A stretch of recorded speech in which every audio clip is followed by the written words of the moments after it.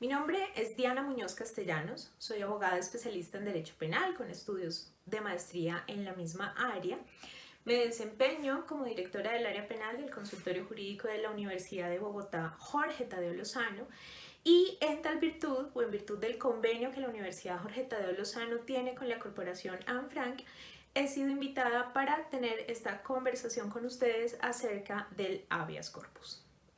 Así que antes de entrar en materia específica sobre el habeas corpus, vamos a dar un vistazo de cuáles son los antecedentes o los fundamentos para la existencia de esta acción constitucional.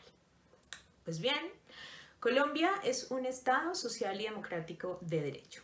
¿Esto qué quiere decir? Esto quiere decir que los seres humanos, las personas, los ciudadanos, somos la piedra angular de esta sociedad. Esto quiere decir que las instituciones siempre deberán estar en función de garantizar los derechos fundamentales de todas las personas que ocupan este territorio. Cuando hablamos de una democracia, estamos hablando de nuestro modelo político. Modelos políticos existen muchos, no solamente la democracia. Existen modelos dictatoriales, existen modelos monárquicos y en general el nuestro en particular pareciera ser el mejor de todos, porque los ciudadanos de manera libre acudimos a unas elecciones para votar y en consecuencia determinar quiénes van a ser las personas que van a detentar los altos cargos del Poder Ejecutivo y que en consecuencia van a desarrollar un plan de gobierno que siempre tendrá que tener como propósito la materialización de los derechos fundamentales. Entonces pensemos qué son los derechos fundamentales y dónde los encontramos. Los derechos fundamentales son los derechos que son inherentes a las personas. Son aquellos derechos que nadie nos puede quitar, son aquellos derechos que nos pertenecen por el simple hecho de ser personas. Es decir, no necesitamos ningún tipo de verificación adicional, de otorgamiento o de acto jurídico, sino que toda persona, por el hecho de ser persona, tiene esos derechos fundamentales. Vamos a ver algunos de ellos, pero primero tendremos que decir que estos derechos fundamentales se encuentran contenidos en la Constitución. Particularmente, nuestra Constitución data del año 1991. Y esa Constitución es supremamente importante, tiene que ser de conocimiento público porque es el mapa de ruta a través del cual se fijan cuáles van a ser las políticas no de gobierno, acuérdense, el gobierno es temporal, sino de Estado. Es decir, todas las formas del funcionamiento de las instituciones en virtud de la garantía de los derechos de los ciudadanos. En conclusión, la Constitución nos dice cuáles son los derechos, cuáles son los deberes y cómo funciona el Estado. Entonces, la Constitución no solamente es aquello que está contenido en ese catálogo de 1991, sino que también está integrada por los tratados que firma Colombia que traten sobre derechos humanos. La conjunción o la suma o la combinación de estas cosas componen el bloque de constitucionalidad. Entonces fíjense que cuando hablamos de constitución debemos pensar de una manera un poco más amplia.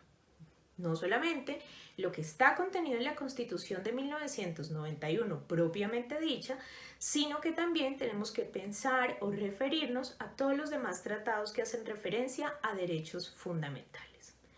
¿Y cuáles son esos derechos fundamentales? Derechos fundamentales serán todos aquellos inherentes a las personas. Todos aquellos derechos que no necesitan ningún tipo de acto de reconocimiento, ningún acto jurídico, ninguna condición para que les sean reconocidas a las personas. Entonces pensemos en el primero. El derecho fundamental por excelencia es el derecho a la vida. Nadie tiene derecho a quitarle la vida a otra persona. Y cuando hablamos del derecho a la vida, no solamente estamos hablando de que tiene que ser un derecho respetado por la institucionalidad, sino que es un derecho que debe ser garantizado frente a ataques institucionales o de terceros. Y es por eso que encontramos dos cosas en concreto. Por el lado de la institucionalidad decimos que la pena de muerte no es posible en Colombia. ¿De ¿de acuerdo? Porque nadie, ni siquiera el Estado, está en capacidad de afectar ese derecho fundamental. Nadie puede quitarle institucionalmente la vida a otra persona. Por otro lado, tenemos que frente al ataque de particulares, es decir, no de agentes del Estado, sino de personas, digamos, civiles, comunes y corrientes, esto también se encuentra prohibido. Al punto que matar a otro, de acuerdo a las circunstancias en las que se dé, significa o comporta el delito de homicidio dentro de todas sus distintas variables. Entonces, fíjense cómo el Estado social y democrático de derecho establece una serie de garantías, una serie de derechos fundamentales y luego nos dice cómo materializamos o cómo el Estado nos garantiza la materialización de esos derechos. Pensábamos entonces en el derecho a la vida. Tenemos muchos otros derechos fundamentales. Pensemos, por ejemplo, en la libertad ideológica. Nadie nunca podría obligar a otro a pensar de una manera determinada. ¿Por qué? Eso es un derecho fundamental, la libertad ideológica. En consecuencia, tenemos, por otro lado, la libertad de expresión. Tenemos derecho a expresarnos como mejor nos parezca conforme a nuestra libertad ideológica. Eso garantiza que tengamos pleno ejercicio de nuestro derecho a opinar, a decir, siempre y cuando, por supuesto, esa libertad de expresión no entre en tensión con derechos fundamentales de otras personas. Pensemos que también existe el derecho fundamental a la honra.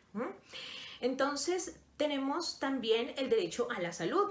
Cuando hablábamos del derecho a la vida, entonces decíamos que es inviolable y que el Estado debe garantizar que el derecho a la vida se pueda materializar. Entonces, es apenas natural que el derecho a la salud surja o tenga también el carácter de fundamental. ¿Y eso qué quiere decir? Fíjense ustedes cómo en Colombia todas las personas tienen derecho a ser asistidas médicamente cuando así lo necesitan.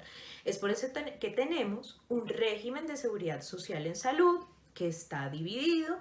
Tenemos un régimen contributivo para aquellas personas que están devengando y que pueden aportar al sistema, pero para aquellos que están en una situación que no les permite aportar, tenemos también un régimen subsidiado.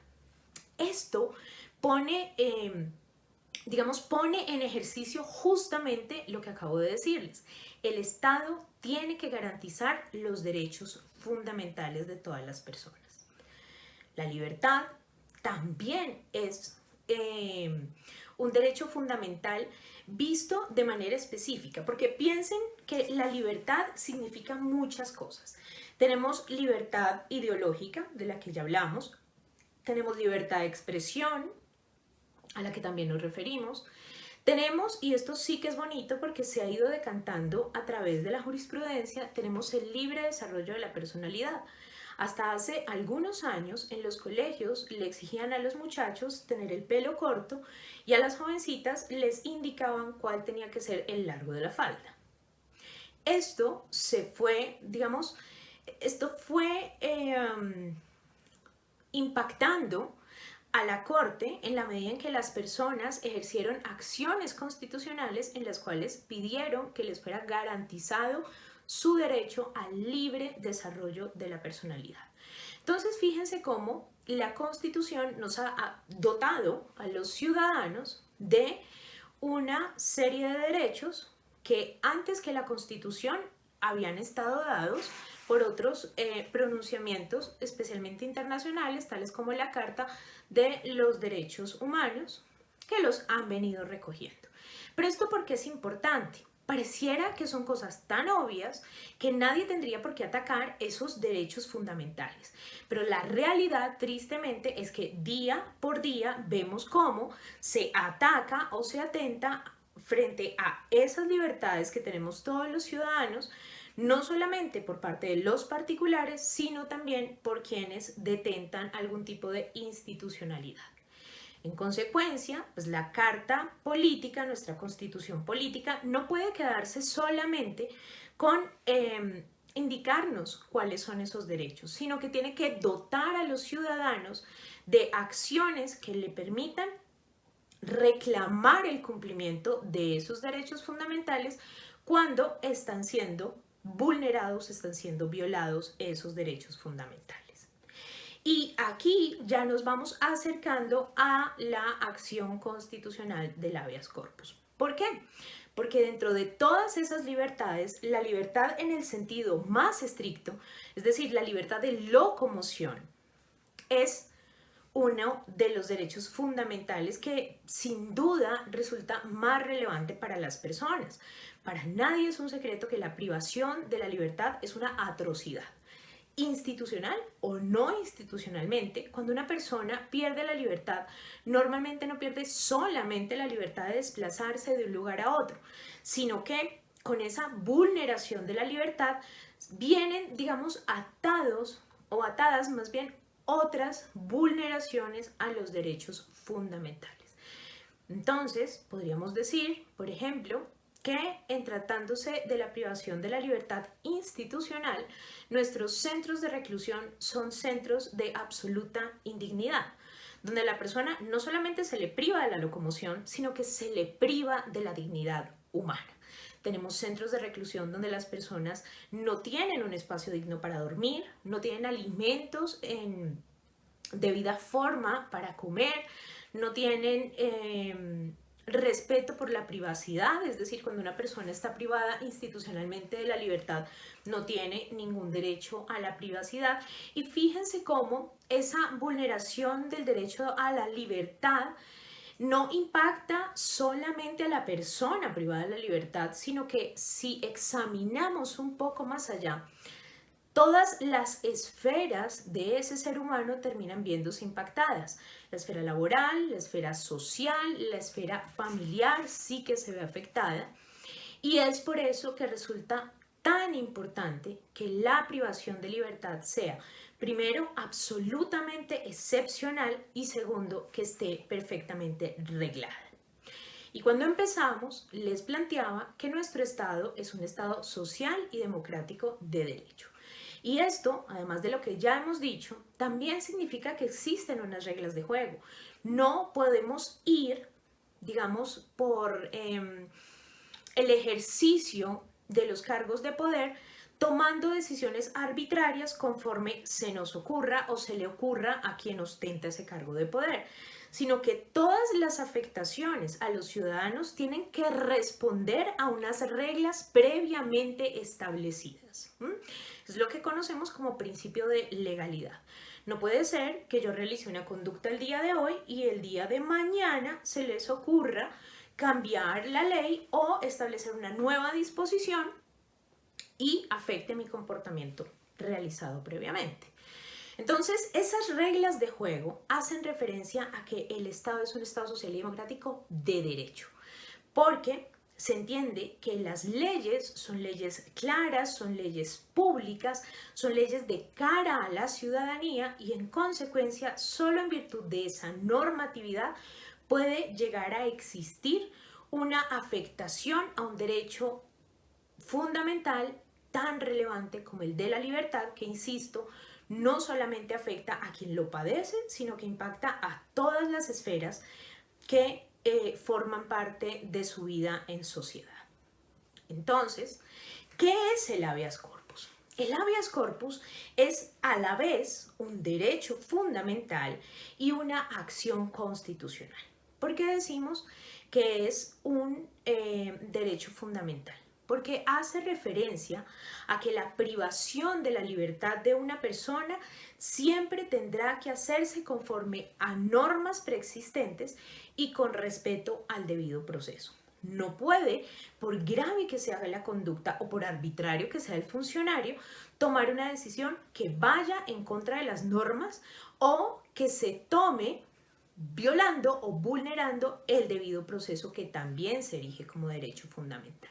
Fíjense que al final del día todos los derechos fundamentales forman parte como de una gran red que se une en defensa del ciudadano.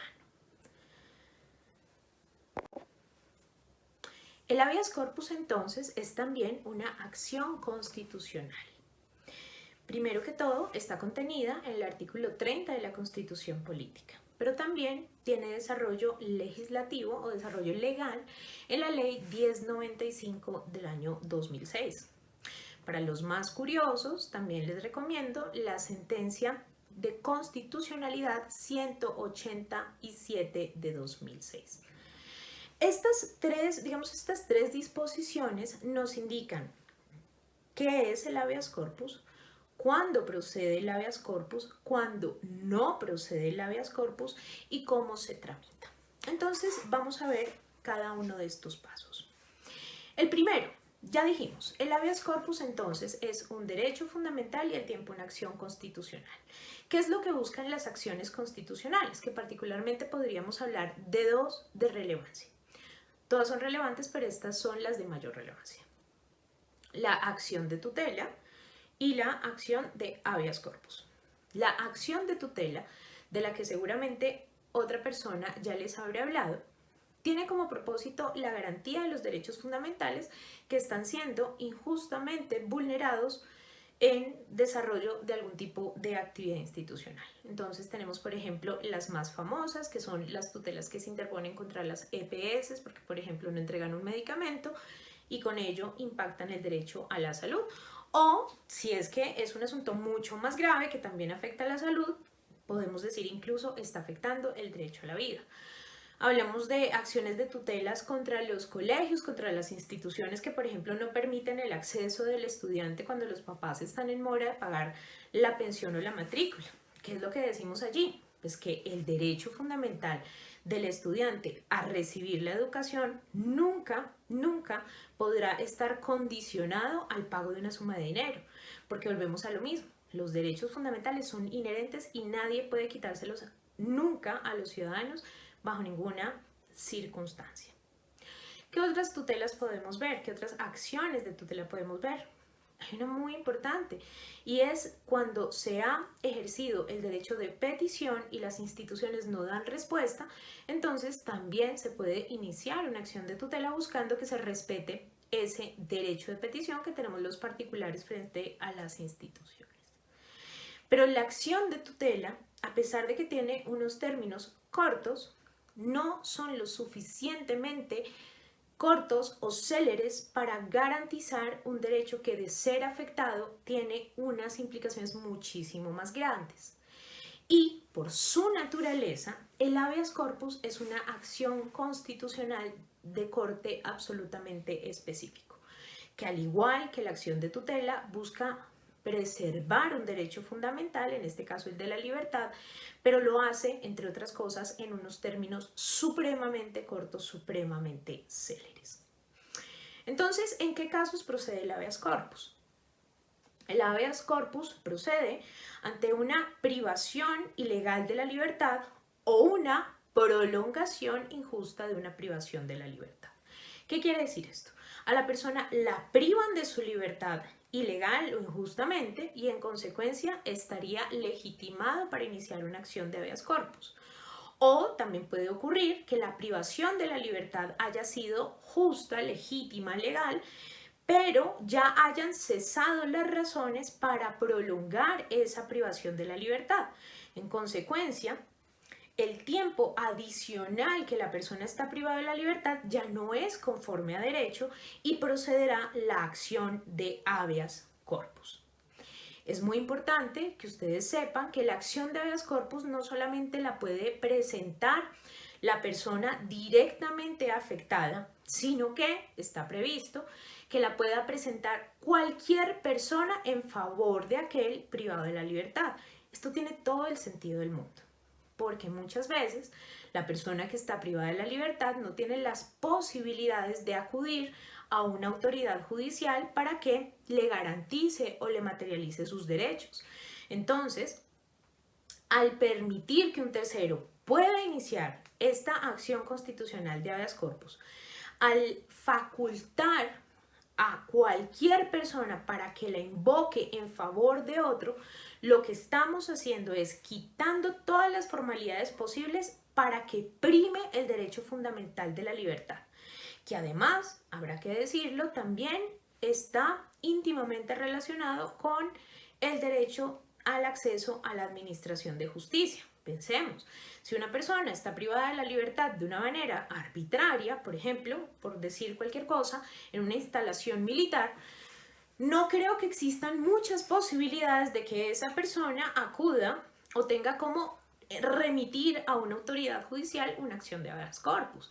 Digamos que por las mismas circunstancias que envuelven esa privación de la libertad ilegal, pues resulta necesario que no solamente la persona privada de la libertad, sino cualquier otra persona pueda incoarlo en favor de un tercero. Ahora bien, ¿ante quién iniciamos estas acciones de habeas corpus? Lo que nos dice no solamente la Constitución, sino luego la Ley 1095 en su desarrollo legal, es que la acción de habeas corpus es susceptible de ser resuelta por cualquier autoridad judicial del territorio nacional. Es decir, fíjense ustedes cómo todos los jueces se convierten en jueces constitucionales que pueden resolver las acciones de habeas corpus para garantizar el derecho fundamental de la libertad de las personas, insistiéndoles acá que cuando se ejerce la acción de habeas corpus, no solamente estamos hablando de un impacto en la libertad de la persona, sino que también necesariamente estamos hablando de otros derechos fundamentales vulnerados, como puede ser el debido proceso o el acceso a la administración de justicia. Todos los jueces entonces tienen la posibilidad jurídica de resolver, de recibir y resolver acciones de habeas corpus, que tendrán como propósito verificar cuáles son las circunstancias de la privación de libertad y en consecuencia tomar una decisión. Entonces, veamos cuáles son los casos en los cuales no procede, ya dijimos en cuáles procede, pero ahora veamos en cuáles no procede la acción constitucional de habeas corpus. Pues bien, tenemos que la acción constitucional de habeas corpus procede cuando una persona es ilegalmente privada de la libertad o cuando, a pesar de haber sido privada de la libertad de manera legal, esta privación de la libertad se prolonga ilegalmente. Es decir, ya existen razones, motivos suficientes para que la persona recobre su libertad y la institucionalidad no la materializa. Estos son los casos en los que procede. ¿En qué casos no procede? El habeas corpus no constituye un recurso judicial. El habeas corpus no puede ser utilizado para desconocer una decisión tomada de manera legal, es decir, no puede ser utilizado como una forma de disenso frente a un control de legalidad de privación de libertad. Tampoco puede utilizarse como mecanismo para que el juez competente pierda la competencia. En consecuencia, el recurso, o más bien la acción constitucional de habeas corpus, tiene que usarse de manera supremamente responsable. ¿A qué me refiero con esto? No en todos los casos en los cuales estamos en desacuerdo con una decisión judicial podríamos pensar en que procede el habeas corpus. Eso hay que tenerlo absolutamente claro porque digamos que los límites de las razones por las cuales se puede invocar son absolutamente claros. Cuando la privación de la libertad se da con violación al debido proceso, se da de manera ilegalmente, procede la acción de habeas corpus. Cuando la persona ha estado privada de la libertad legalmente, pero luego ya no persisten esas razones o causas de legalidad, entonces prolongarle ilegalmente la libertad pues abre la puerta al habeas corpus. Ya dijimos que la acción constitucional de habeas corpus la puede presentar no solamente quien está privado de la libertad, sino que cualquier persona sin que medie poder, y esto es relevante, puede iniciarla en favor de otro. ¿Por qué decimos que es relevante? Porque establecer algún tipo de formalidad implicaría poner trabas al ejercicio de una acción que tiene como propósito una materialización rápida, efectiva de un derecho fundamental que está viéndose afectado. Entonces, no hace falta ningún tipo de formalidad para ejercer la acción constitucional de habeas corpus. Consecuencias, apenas natural, pues no se requiere poder de la persona afectada. Pero sí tiene que existir un contenido mínimo. Es decir, la acción de habeas corpus, así como la acción de tutela, por ser acciones constitucionales, no requieren de mayor formalidad, pero sí de un contenido mínimo que permita a la autoridad judicial pronunciarse. Entonces, ¿cuál es ese contenido mínimo? Lo primero, habrá que identificar de la manera más precisa posible quién es la persona privada de la libertad. Muchas veces, y esto pasa con alguna frecuencia, tenemos conocimiento de cuál es el nombre de la persona, pero no cuál es la cédula. O tenemos idea de cuál es el apodo incluso y podemos individualizarlo, hacer referencia precisa de quién es la persona, pero no tenemos su nombre. Entonces, lo ideal es que la persona esté suficientemente identificada para que un juez pueda pronunciarse respecto de a quién le va a proteger ese derecho fundamental. Luego de lo cual tendremos que describir cuáles son las circunstancias que dan razón o dan cuenta de esa privación ilegal de la libertad. Si bien es cierto, no se demanda que las personas hagan un ejercicio jurídico de filigrana y de argumentación, pues sí que se necesita saber cuál es el contexto o cuáles fueron los hechos a partir de los cuales el accionante está pretendiendo que se otorgue la libertad de la persona por habérsele privado de la misma de manera ilegal o con violación al debido proceso. ¿Qué quiere decir todo esto? Quiere decir que además de identificar a la persona privada de la libertad ilegalmente, también tendrá que existir una narración, ojalá clara y sucinta, de los hechos que dan lugar a esta acción constitucional. ¿Esto qué quiere decir? Quiere decir explicarle al juez cuáles fueron los hechos, en qué lugar se llevó a cabo la privación de libertad, si se tiene conocimiento en qué lugar se encuentra recluida la persona, y hacer una breve referencia de cuáles son las razones por las cuales se considera ilegal la privación de la libertad o la prolongación de la privación de la libertad. Esta acción constitucional, por su relevancia frente a derechos fundamentales, es una acción que ha de resolverse en un tiempo supremamente breve. La acción de habeas corpus se puede presentar de manera oral o de manera escrita. Y el Consejo Superior de la Judicatura ha dispuesto despachos judiciales de tal manera que durante las 24 horas de los 7 días de la semana exista atención judicial. ¿Eso qué permite? Eso permite que las personas puedan iniciar este tipo de acciones en el término de la distancia. Imagínense qué injusto, por ejemplo, pensar en una Semana Santa y que la persona estuviese privada de la libertad en un batallón militar y tener que decirle a los familiares, hombre, tendrás que esperar a que termine la Semana Santa para iniciar una acción. Eso, por supuesto, riñe con todos los principios del Estado social y democrático de derecho, porque cuando se trata de derechos fundamentales, aquí no hay días hábiles ni horas hábiles. La persona no está presa solo en horas hábiles, la persona no está privada de la libertad solo en días hábiles. Esta es una afectación de derechos fundamentales permanente y en consecuencia el Estado tiene que responder a esa necesidad creando o disponiendo que siempre exista una autoridad judicial que esté presta a recibir el trámite de la acción de habeas corpus, que ya dijimos puede ser presentada de manera oral o de manera escrita. Preferiblemente de manera escrita, ni más faltaba, pero en el evento de que quien la inicia no tenga las posibilidades, porque puede suceder, entonces la autoridad judicial tendrá que tomar el trabajo de tomar nota de aquellas manifestaciones que la persona hace en pos de conseguir que se emita un pronunciamiento frente a una violación del derecho fundamental de la libertad. Una vez se ha radicado o se ha incoado esta acción constitucional de habeas corpus, de inmediato debe procederse al reparto. Es importante señalar que las dificultades administrativas que existan en los distintos despachos judiciales no son del resorte del accionante. ¿Qué quiere decir esto? Que el accionante no tiene que ver con que el secretario esté de vacaciones, con que el escribiente no esté en el despacho. Cuenta un término.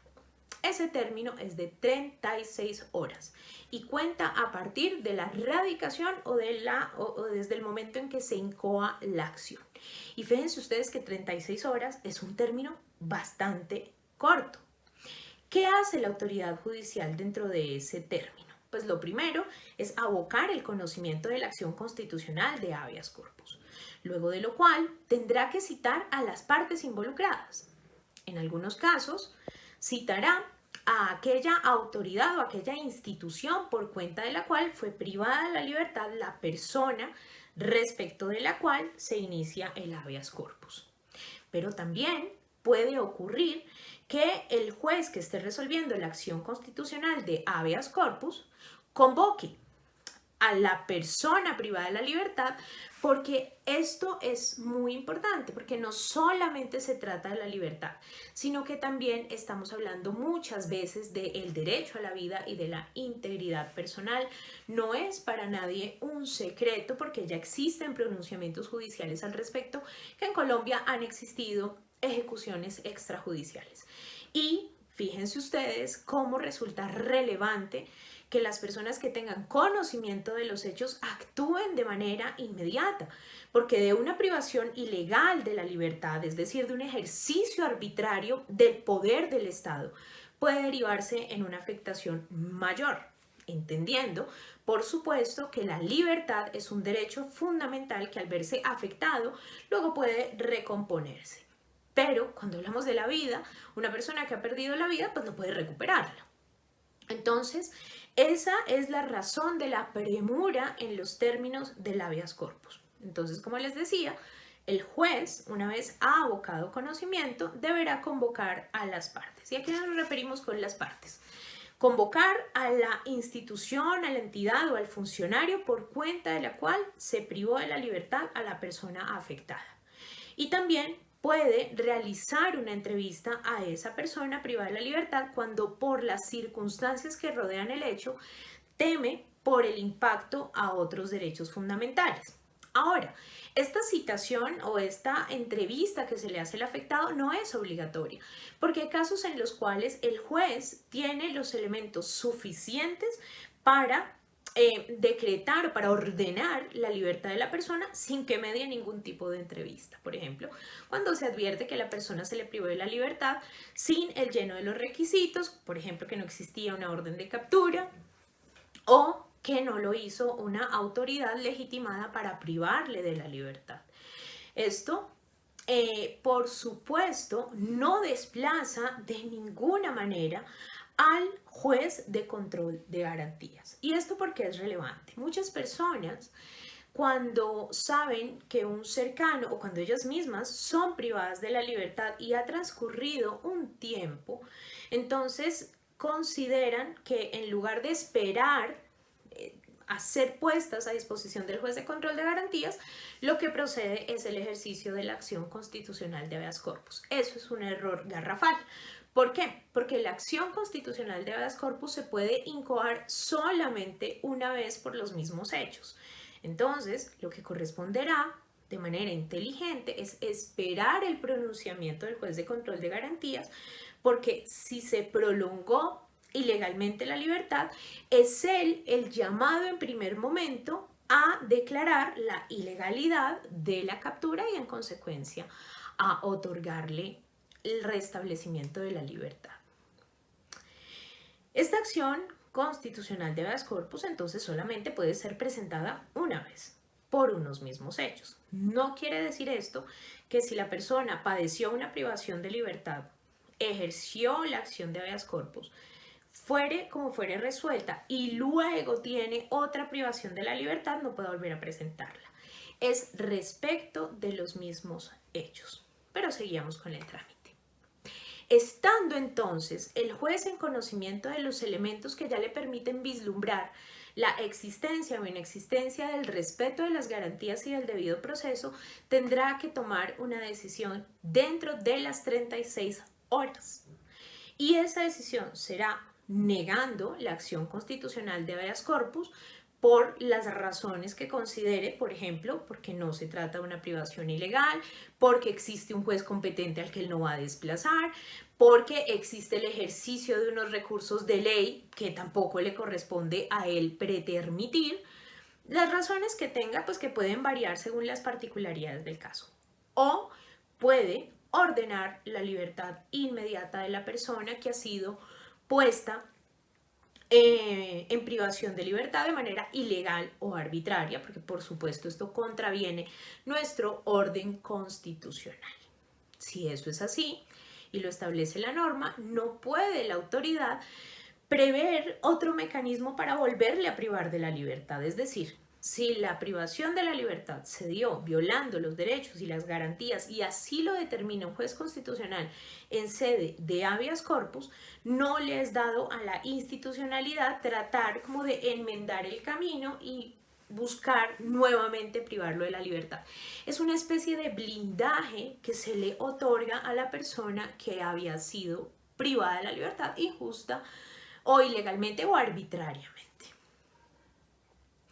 La acción de habeas corpus, en consecuencia, se erige como una acción constitucional fundamental. Es una herramienta que tenemos los ciudadanos ante la arbitrariedad que afecta nuestro derecho fundamental de la libertad, que vuelvo y les digo, puede estar afectando también el derecho a la vida o a la integridad personal.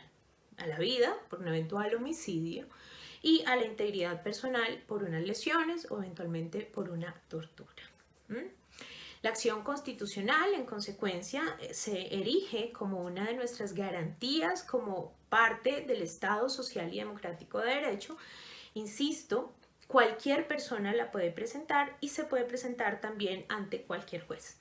Para esos efectos, todos los jueces son competentes, todos los jueces son jueces constitucionales. Y en el evento de que se presente ante una corporación, es decir, ante un cuerpo colegiado, pienses en el tribunal, que son varios magistrados, esta será resuelta por uno solo de los magistrados como si fuese un juez individual. Con lo cual, pues se evita la necesidad de que cuente con la anuencia de los demás miembros de la corporación, porque si así fuera, seguramente se entorpecería el propósito de que la acción sea resuelta de manera célere. Esto es lo que tengo para compartir con ustedes acerca de la acción constitucional de habeas corpus. No teman usarla, pero úsenla sabiamente. Insisto, a veces se cometen errores porque no se plantean de manera correcta los hechos, de tal manera que el juez no tiene los elementos suficientes para tomar la determinación. Y como quiera que solamente se puede incoar una vez respecto de los hechos, si no se hace de manera diligente, de manera completa, puede ocurrir que el juez niegue la acción de habeas corpus, dejando a la persona no sin recursos. Siempre existen posibilidades jurídicas, casi siempre existen posibilidades jurídicas, pero sí generando que esas posibilidades jurídicas tomen más tiempo del que toma una acción constitucional de habeas corpus, que insisto, son solamente 36 horas. La acción constitucional de habeas corpus es una herramienta ciudadana para luchar contra la arbitrariedad cuando con esa arbitrariedad se impacta el derecho de la libertad de los ciudadanos. Muchas gracias.